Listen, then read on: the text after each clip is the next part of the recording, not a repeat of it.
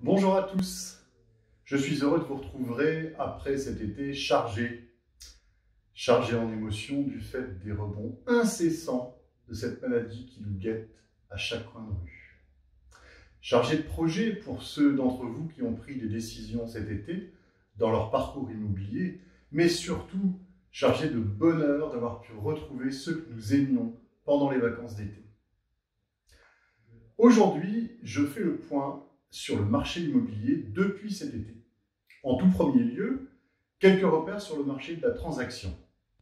À la sortie du confinement, fin juin, nous avions un déficit de transactions de 40% en comparaison avec l'année précédente.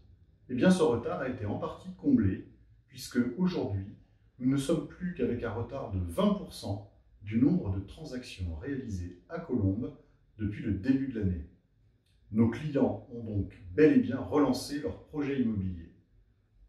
Les délais de vente sont toujours très rapides, puisque nous vendons aussi bien appartements que maisons en 25 jours en moyenne.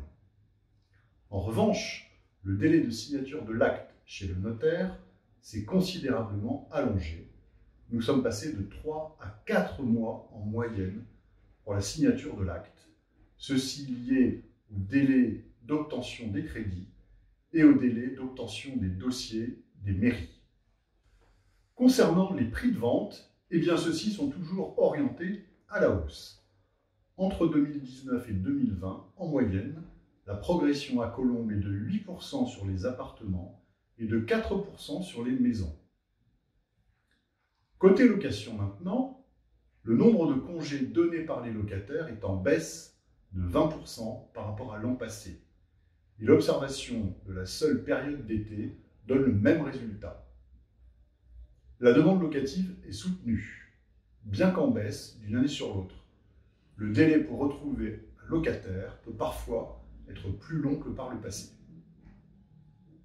L'activité syndic, de son côté, tourne à plein régime.